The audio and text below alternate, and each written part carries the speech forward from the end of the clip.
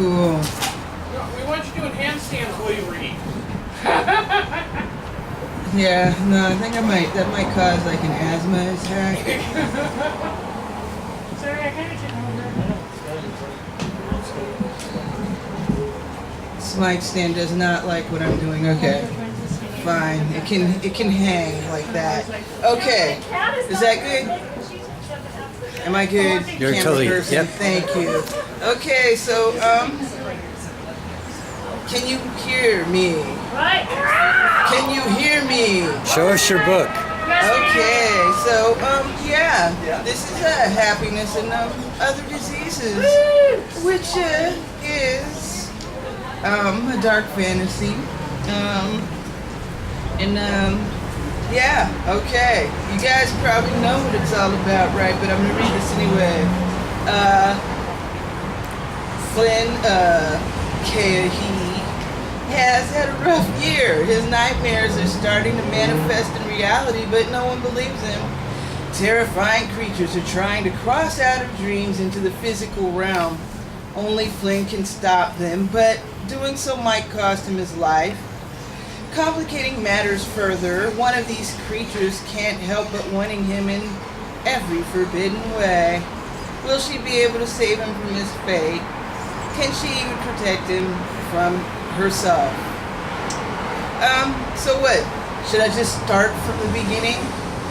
What do you think? Or should I read from some exciting point in the middle? Oh my gosh. Break it up. Yeah. Decisions.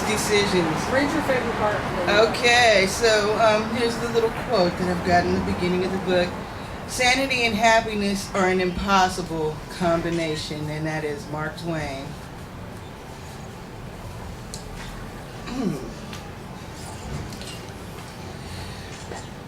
Act 1, the arrival of happiness, nightmares. It was the same dream he'd had every night for the past year, but every time it haunted him. Little details changed. Minor changes in setting and action were not the only differences in his bedtime story. Each time he had the dream, things went a little further than the last.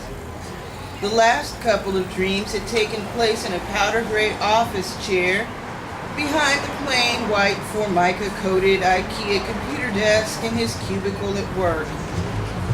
He was tired of staring at the navy cubicle's tiles. Four mismatched pushpins secured a printout of the company's phone directory. He was more than a little relieved for the change of scenery. This time he was sitting on a bar stool at Murphy's Tavern. A half a dozen co-workers from the call center were seated around the bar, sucking down shots of tequila and pint glasses of domestic beer, poured out in abundance from the various $10 pitchers purchased for the party. Richard and Cindy from accounting were on stage belting out their drunken rendition of Summer Lovin' from the musical Grease. Richard hammed it up with gratuitous hip gyrations, winking and serenading the secretary seated in the front row.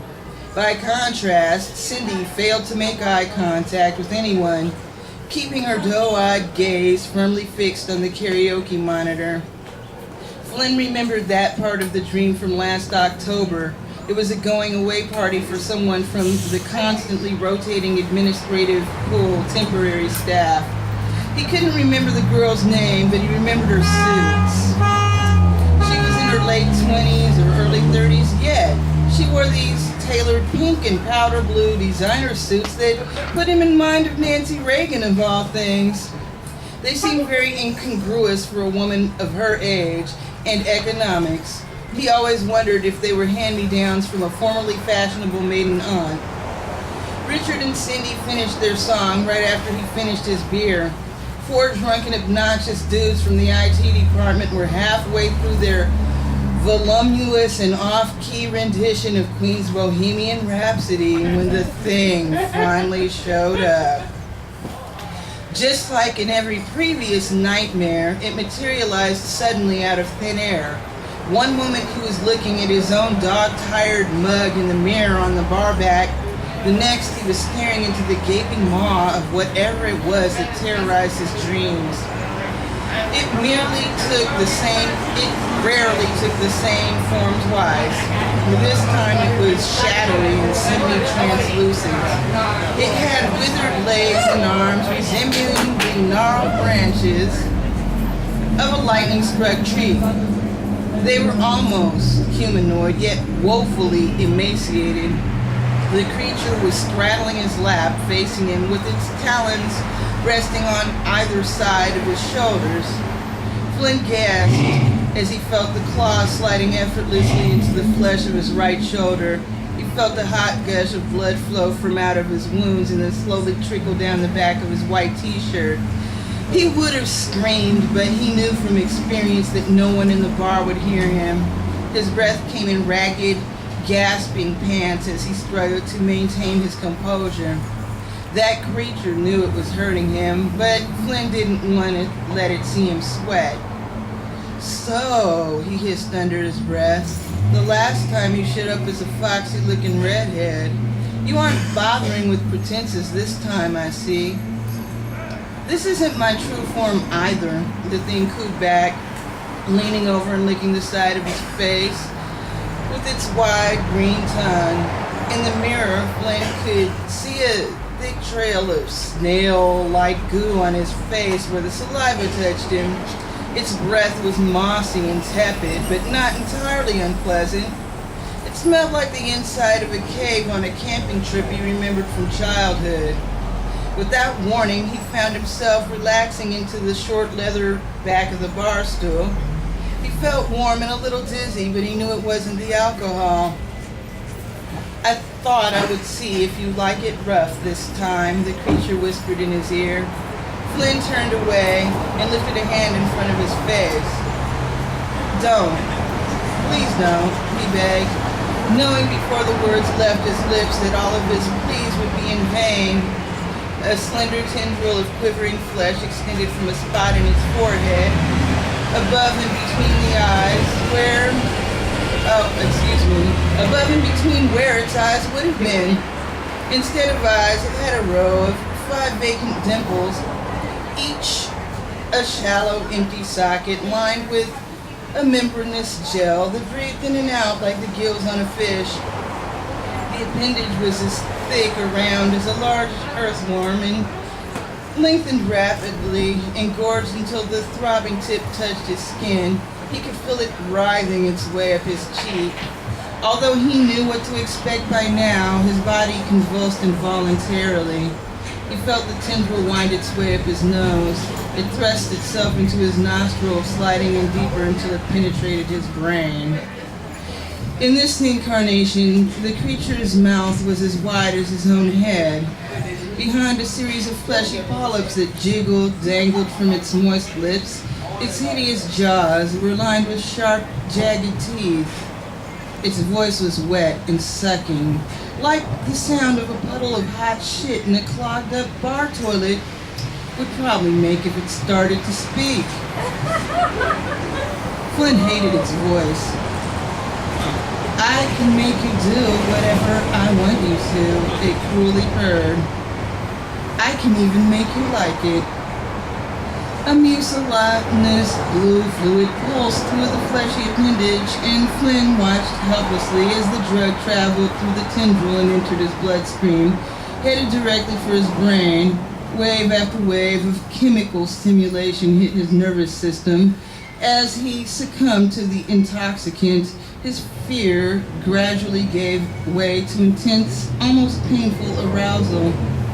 The air molecules surrounding the creature's form trembled slightly, in a way only Flynn could see. He watched as its form slowly shifted, reverting to the familiar, freckle-faced, buxom bar girl with the rust-colored hair. Over her shoulder, he could see his face in the bar back mirror. He could feel something foreign invading his flesh, throbbing under his skin in perfect counterpoint to his heartbeat. As each fresh wave of euphoria hit him, he observed a strange orange glow pulsing in his veins that was pounding out a rhythm in his temples. When the girl bent over and bit his neck, he whimpered, "I don't know what you're doing, he mumbled, but I really don't want you to stop." It laughed at him. "But you should want me to stop." I am a parasite and I'm feeding off you. I'll gradually drain the life out of you and leave you a dead, empty husk. And you would like that, wouldn't you? Yes, Flynn muttered compliantly. Yes, you should eat all of me until there's nothing left. His reflection stared back at him, slack-jawed and vacant. The whites of his eyes were clouded by bubbling peach-colored swirls of viscous alien matter, like tiny ocular lava lamps. There was even a slight pink tinge to the tear that was sliding down his cheek. Cindy and Richard were standing on either side of him now, watching the scene unfold in eager anticipation. 4 drunkards from the Information Technologies departments joined the telemarketing team. The whole group was riveted by the theatrics. The secretarial pool held him in its hungry gaze as the temp, with the pastel Bill Blass suit, pulled out a pair of orange-handled office scissors and slid open the front of his t-shirt. I love playing with my food, the monster shrilly announced to its admiring sycophants. The crowd oohed and awed appreciatively as she used her razor-sharp fingernails to shred the rest of his t-shirt before removing it from his body. It was white cotton, the perfect medium for absorbing the blood that had been expressed from the many tiny little abrasions she clumsily left on his torso while removing the garment. That seems like a good place to stop, right? Yeah, okay. Yeah, okay. So yeah, we're gonna skip the good part. Yeah, yeah, because it's a little too whatever. It's a little too sexual for the be reading out. Really? Yeah, look at that lady. Yeah, okay, whatever. Okay, fine. As long as you don't talk about fucking stab wounds. Yeah, okay, so when the creature bit down on his nipple, Flynn threw his arms around its neck and arched his back to make it easier for the thing to completely devour him. His labored breathing gave way to moaning and trembling with anticipation as he resolved to give himself over to this monster completely. Then he woke up. "Fuck you, bitch!" he screamed at no one in the room. "I want to live." "Fuck you too," his neighbors screamed back from the apartment above, punctuating the explanation with a stomp on the floor. A stream of further expletives followed. They were laced with creative suggestions for what kinds of objects Flynn and the whore the old man upstairs imagined he must have been banging last night could unceremoniously shove up their collective ass. Flynn jumped up from the swelled beige frameless futon mattress he called a bed and ran into the cramped little closet-like bathroom of his tiny apartment. He barely reached the toilet in time to grasp the sides of it and lean his head forward in order to evacuate his meager stomach contents into the bowl. Waves of unrelenting nausea caused him to vomit repeatedly until his stomach was empty. After all the food was gone, he sat on the floor for another half an hour, feeling his throat burn as he dry heaved and spat up stomach acid. He was sick a lot lately. Flynn stood up and turned his face to the sink. There was no walking necessary. It was about 2 feet away from the toilet. The room was so small he could extend his arm and touch the plastic curtain of the claustrophobic, coffin-sized shower.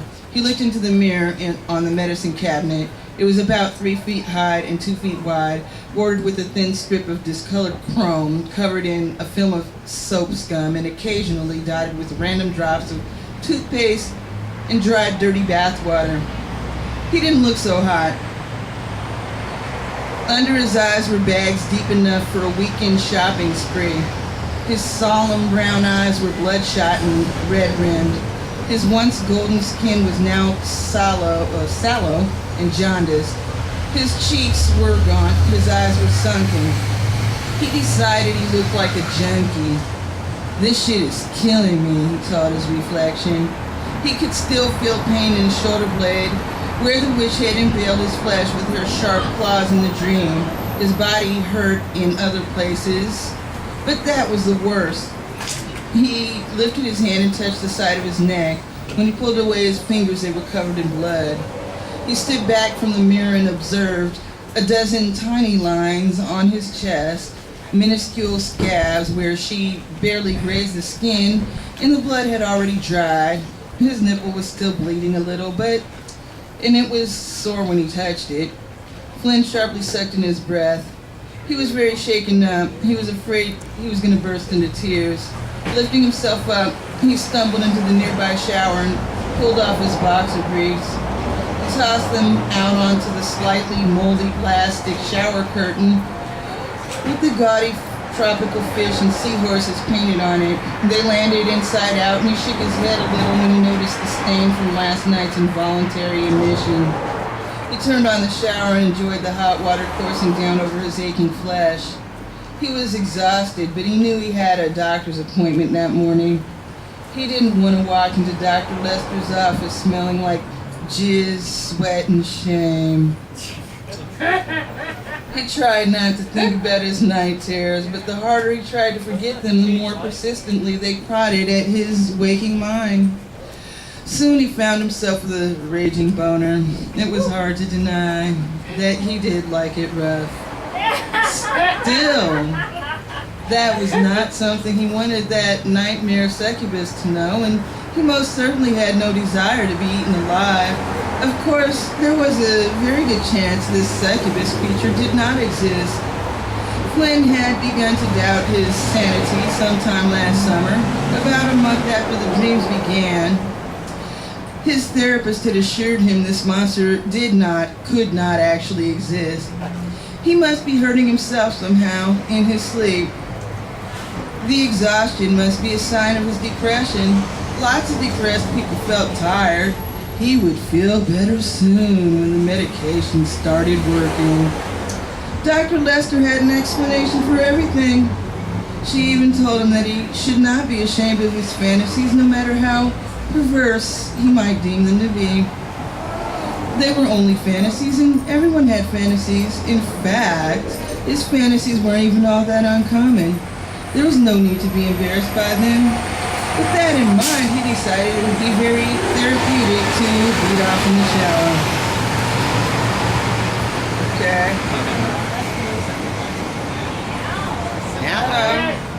Okay, so yeah.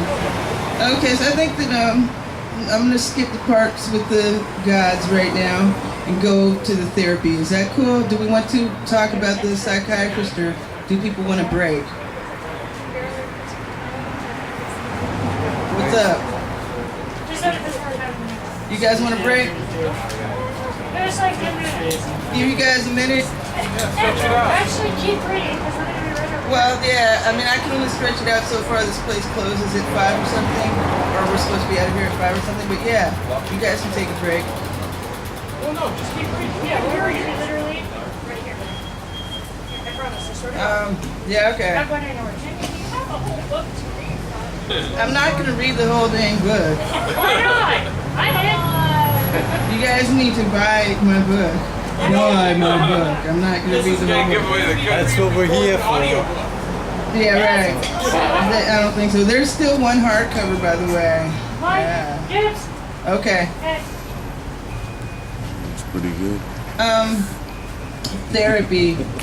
Flynn wished all things therapeutic could be as relaxing and comfortable as morning shower masturbation. After a year of listening to his bizarre nightmares, Dr. Madeline Lester continued to seem unimpressed.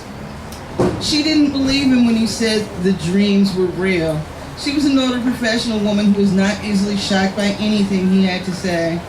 What he described as nightmares, she claimed were mere fantasies. She insinuated that he secretly wanted to be some monster's juice box. He wanted the creature to plunge a straw into him and suck him dry. He shifted uneasily in the office chair while he relayed the latest of his strange dreams. Dr. Lester took notes. Okay, she said when he was done. So, do you think this dream was different from your other dreams? Well, yes, he said, gesturing nervously with his hands. Usually it dopes me at first, but this time it wanted to hurt me. Did you want to be hurt? The doctor asked. Well, no, I didn't want a monster to hurt me, he lied. Look, I don't want to talk about this. That's fine, she said. I respect that, so let's talk about something else. Okay, he said, breathing a sigh of relief.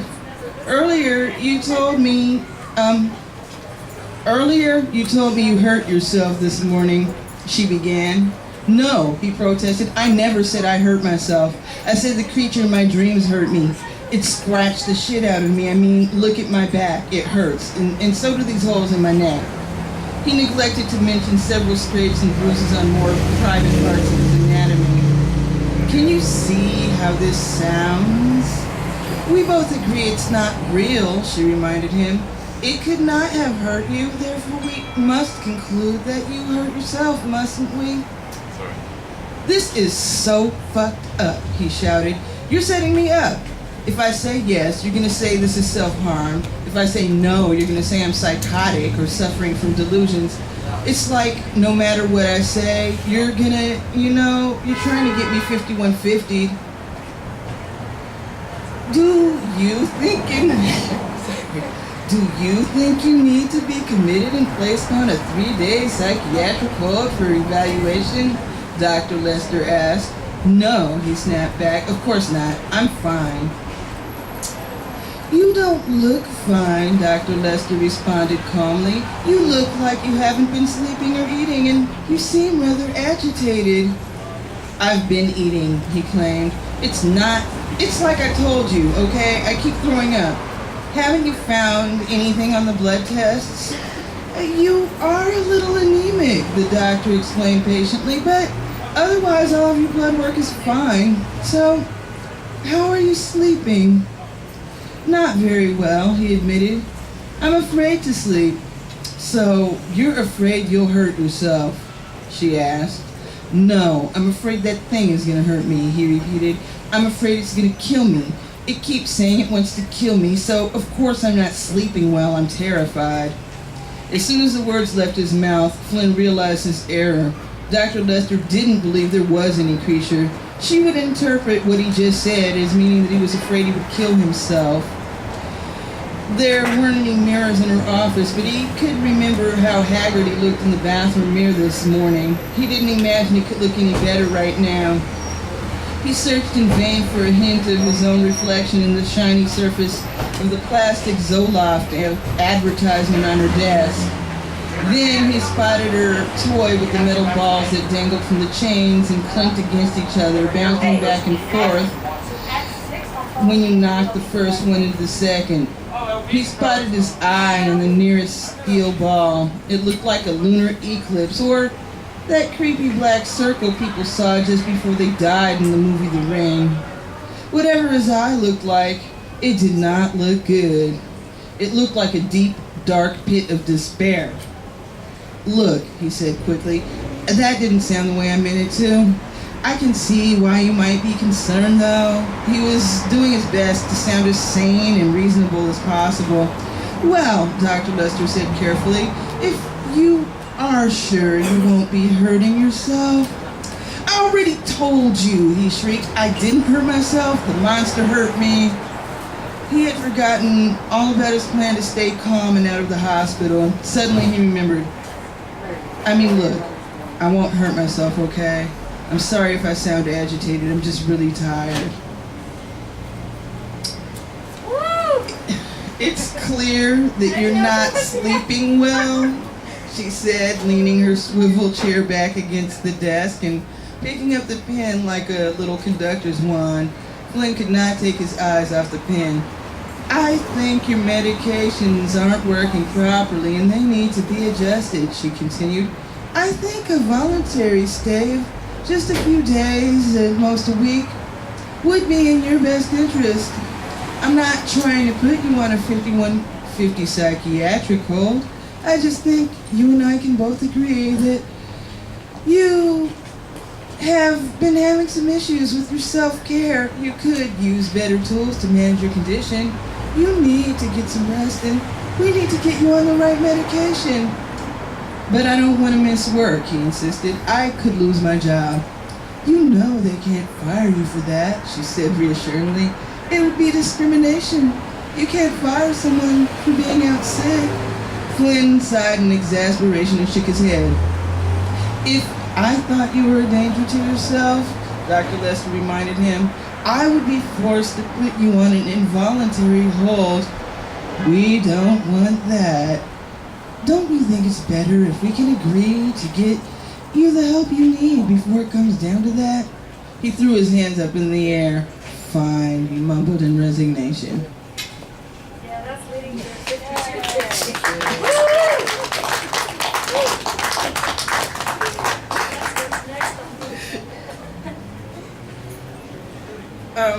What do we got time-wise here? Yeah, about 4. Huh? 4:44. 4:44. Well, we got until 5. Should I keep reading, or are you guys good, or keep reading? Okay. Now I'm gonna backtrack and read the part with the Greek gods. Yeah, why not? Okay. Prelude.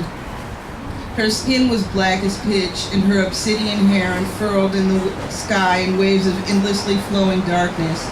It swirled and danced like ink spilled into water. Curling tendrils waved as they were set adrift, threatening to engulf the sky where she reclined.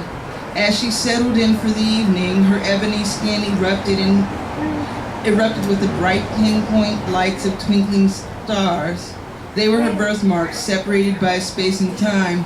Her name was Nyx, and she was the night. She opened her alabaster white eye, gazed down upon the earth, and was troubled. Something was amiss. Reluctantly descending from her resting place in the sky, she retired to one of her many palaces. This particular abode was a mountain on the surface of Venus. She chose it because a human had named it in her honor, which pleased her immensely. Once she settled in, she summoned her twin sons, Somnus and Thanatos, who were asleep in death. Somnus, Thanatos, sit, we have much to speak of, she bade them, gesturing towards the 2 seats at her table. Thanatos gave Somnus a sideways glance. Both of the boys knew they were in trouble.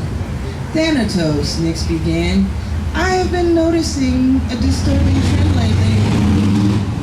More and more humans are dying in their sleep, and I can't help but think you or your brother are up to no good.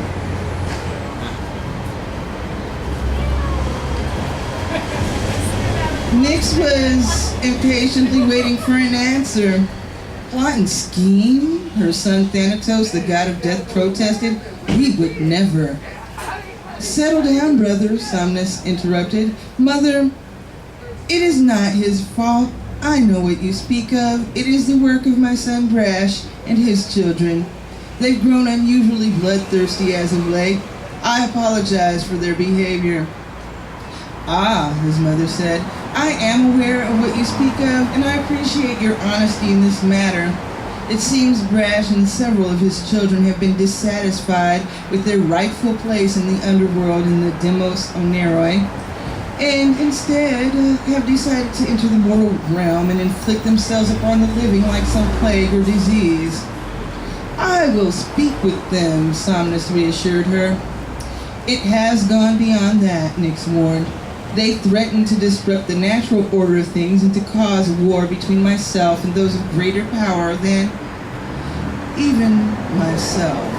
I have decided that they must be tested and punished if necessary. How will you test them? Somnus asked.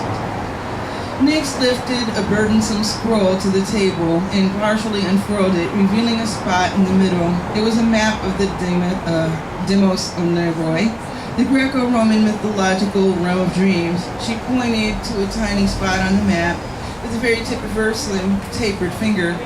Do you see that young man there? She asked, tapping the spot twice. Look closely and you will see it.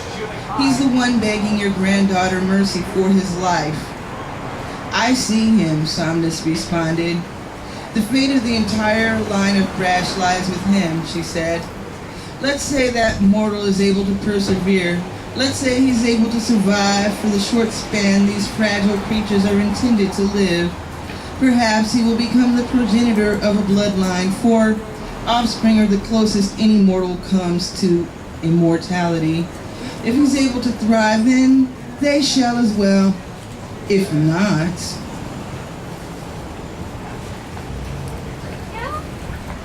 If not, Thanatos asked a little too eagerly. Being the god of death, he had a pleasant feeling about where this might be going. If not, then as they so envy the mortals, let them be mortal. Let their endless lives, which they have become so bored and tired of, come to an end. Nyx ordered, let them die like all the rest. He is my son, Somnus protested. Surely you will at least allow me to call forth a champion to protect this mortal upon whose fragile shoulders you place such a heavy burden. Very well, Nyx relented after a moment of silent consideration. You may, but you must call forth a champion from his own line. More specifically, this champion should be one of Brash's progeny. From your own line, more specifically, this champion should be one of Brash's progeny. To the best of my knowledge, they are cruel, brutal, and irredeemable, but if you have one with whom you might trust such a charge, name him. Her, Somnus corrected. Happiness, I name her. She will protect him. Nyx furrowed her brow. I have not heard this name before. Who is she? She is a demigoddess, Somnus explained. She is the offspring of the most recent dalliance between Brash and a mortal mistress. Nyx laughed. You mean a demi-somnali? To be a demigoddess, you would need to be the child of a god, and surely we are not elevating your wayward son Brash to the same status as you or your brother. Very well, Somnus conceded, not wishing to offend his mother. Certain among his 1,000 sons, the Oneroi, were considered gods. Morpheus was the god of dreams, and Phobator the god of nightmares, for example. Brash would have been the god of erotic nightmares, but he was obscure and had no worshippers. A demi-somnali, as you say. I name her. For their sakes, I hope she is a great deal gentler than her sisters, Thanatos remarked. They've sent many a mortal my way. Okay, how are we doing time-wise here? 9 more minutes. Are you sick of the sound of my voice? Okay, so I'm gonna continue. Like, everything is making so much sense now. And now, like, the next one, I'm gonna, like, fly through. And it's 32. Hospitalization. Everything went fine at first. It was around lunch when they admitted him to the hospital. He surrendered his shoelaces. He slipped on the hospital gown and pants that he'd reconciled himself to wearing until they had time to go through the clothes he brought along with him. They had to make sure there was nothing in there he could potentially hang or cut himself with. He had no desire to strangle himself with dirty white tennis shoelaces, but he was still obligated to walk around without any. The tongue dangled listlessly from the front of his black high-top Converse All-Stars. The blue and white patterned hospital gown fastened in the back with a couple of plastic snaps because ties had been adjudged too dangerous for mental patients. The gown was loose on his emaciated frame. The uppermost snap near his neck would not stay shut, and the cloth flapped down, leaving the fresh wounds on his shoulder to peek out accusingly for everyone to see. Flynn felt like a prisoner. The orderlies escorted him to the lunchroom where the other inmates were already seated, eating from their trays. They walked him over to an empty seat at a round table with 4 short benches welded into each other. It resembled the fiberglass outdoor seating at a fast food restaurant. He sat directly across from a large, uncommunicative man in his 30s who gazed out the window between forks full of chicken parmigiana. On one side of him was a black woman in her early 50s, and on the other side was a Latina girl who appeared to be in her late teens. It seemed as though the crazies afflicted people of every age, race, and gender. The woman was chipping away at what was supposed to be beef Wellington, while the girl picked at a rice pilaf dish which he could only suppose was a vegetarian option. He guessed there was a fifth choice as well. "Do you have any special dietary needs?" asked the cafeteria lady who approached with the nub of a pencil and 2 paper menus. "You can select your meal choices for tomorrow and for dinner tonight," she explained, placing the menus beside him. "But I'm afraid we can only offer you chicken or vegetarian plates for lunch. You arrive so close to the end of lunch that those are all we have left." "The chicken would be lovely, mademoiselle," he said with a grin. "Oh, so we have a comedian at the table," the older woman said with grumpy affection. "Glad to see you haven't lost your sense of humor yet." He nodded appreciatively. "Thank you." "You will," she assured him. "You can only watch the Wheel of Fortune in the day room so many days in a row before you go catatonic like Gary over there." She gestured towards the big man. He liked her sense of humor, dry and dark. The young girl at their table seemed more alert than poor Gary, who is either very psychiatric or over-medicated, or possibly both. She didn't exhibit any interest in talking to either of them, however. She vacillated between staring at the crumbling remains of her pink nail polish and a boy her age with the shaggy bowl cut 2 tables over. "My name is Flynn," he said, holding his hand out to his most amusing table mate. "My name is Lorena," she said with a nod, ignoring the hand. "I'm not going to touch your hand, young man. I'm married, and I've been here enough time to know how these little institutional romances get started." Flynn laughed. He was 26 years old. She was old enough to be his mother. In fact, as he was the result of a teenage pregnancy, his own mother was almost certainly younger than Lorena. Lorena was a handsome woman, though. He did not doubt that she had her fair share of suitors among the impatients. In fact, judging by the dirty look Gary was giving him, she probably had one at this very table. "I'm not hitting on you, Lorena," he assured her. "I'm no homewrecker. You're a married woman." Gary narrowed his eyes. "Thank you very much," she replied. 32 years now, but I've been here a few times lately. It's hard when you get to a certain age and your parents start having health problems. That's how I ended up here the first time 3 years ago. My dad died. There's nothing wrong with getting some help, so don't feel ashamed of whatever you're going through. I'm going through menopause and that'll make you crazy right there. She winked. He laughed a little. "Yeah, I remember when my mom went through it." "Not that old," Lorena said huffily. "I mean, your mom? My kids are still in high school. You look like you're pushing 30, and don't you dare call me ma'am." No, sir, no, I won't." Flynn decided to quit while he was ahead. He stuffed his face full of chicken before he could alienate his one and only friend in this place.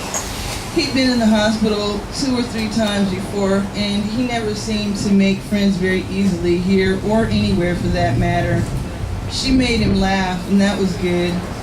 Flynn began to feel self-conscious about the bags under his eyes. He'd slept less than 5 hours in the past 3 days. Did he really look like he was 30?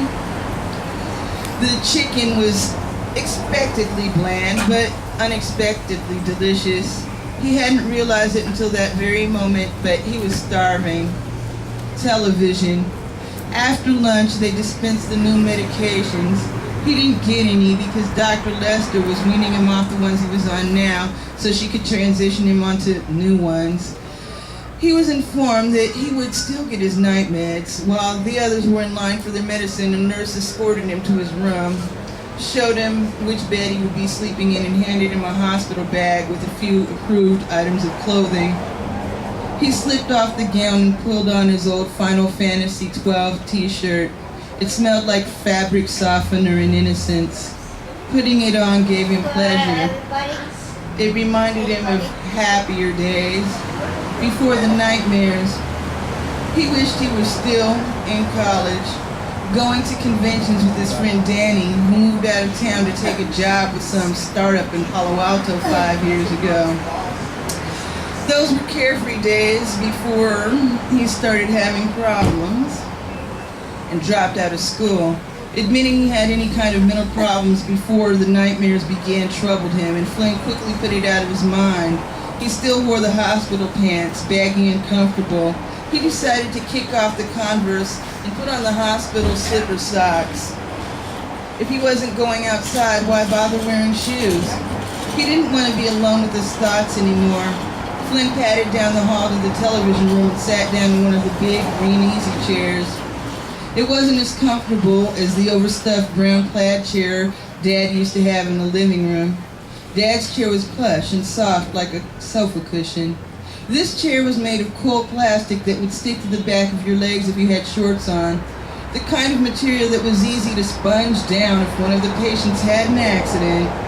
Flynn tried not to think about how many people might have defecated or urinated on themselves in this very chair over the years. He leaned back to kick his feet up in the air and was a little disappointed by how low the footrest remained at its highest point. He wasn't worried about it for very long. After a little while, he became drowsy.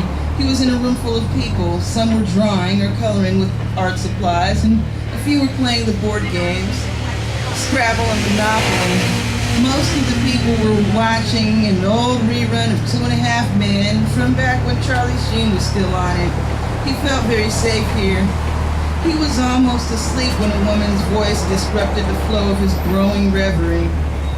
"You like games?" she chirped. "I like playing games." She was leaning right over his head. Flynn bolted upright in his chair. The footrest snapped down. This goth chick stepped back a little to avoid being hit in the face when the back of the chair straightened up. He looked at her. "Whoa, damn girl. You scared me." "I'm sorry about that. I'm Charlotte," she said, extending her hand.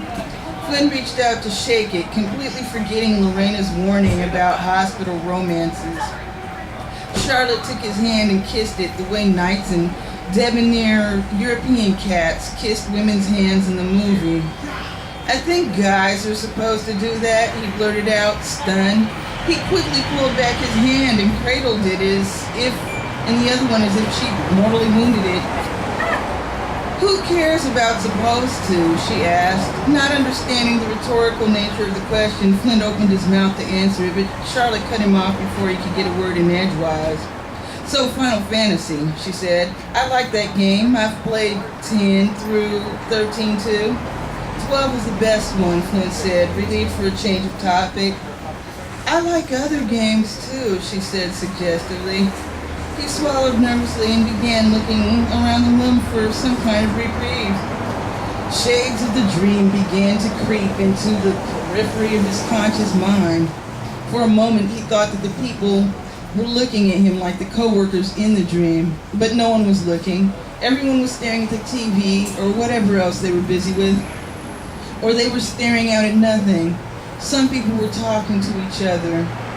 Gary was still staring at Lorena, and the girl from his table was still staring at that boy. And Charlotte, she was staring at him, waiting for him to say something. She was a pretty girl with a wicked smile, and the little dots on her ears and nose and under her lips where piercings would have been if she weren't standing in the middle of a psych ward. He imagined that they forced her to take them out. He suddenly registered the fact that none of the other women were wearing earrings or necklaces. He wondered if any of her piercings would close while she was in here. He noticed that her hair was dyed purple. She was in her early 20s, old enough to go in a nightclub. 22 or 3 was his guess. "Like what kind of games?" he asked. "Do you like first-person shooters or do you only like RPGs?" "I do like first-person shooters," she said. "I also like role-playing games. All kinds of role-playing games. The ones I like most are not played on a game system or a computer." "You mean like board games?" he asked, feigning innocence. He knew what she was talking about. He began to feel a little warm. She stood behind his chair, leaned over him and whispered, "I saw those marks on your back when you first came in here, and I just wanted to let you know that you don't have to hurt yourself. I could do it for you. Would you like that?" He felt every hair on his arm begin to rise as he turned his head to look up at her. "Stop that, girl," Lorena interrupted. "You're about to embarrass that boy publicly." She looked right at Charlotte and winked at her. Charlotte smirked. The two seemed to know one another.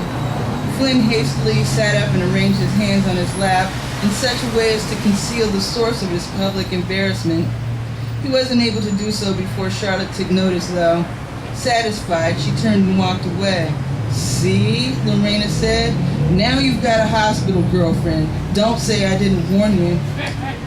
"Have fun with that." "Do you know her?" he asked. Lorena laughed. "I know her mother a whole lot better than I know that child.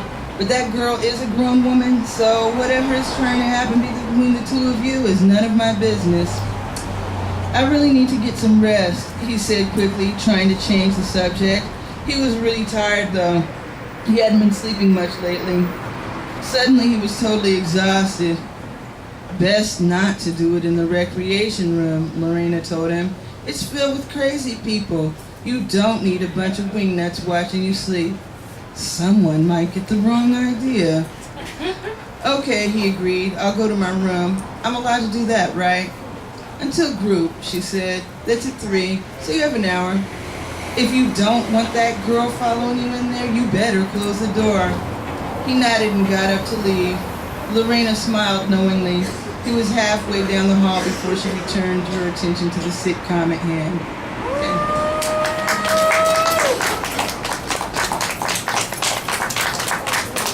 Very good. Thanks for coming to my reading. This is my book, Happiness and Other Diseases. This is like the cheapo $10 copy, if you know people want a cheap copy, and then the hardcovers are $25, and then the like premium paperbacks are $14. Thank you. Oh, and you can get a little pen for $1. Yeah. Um,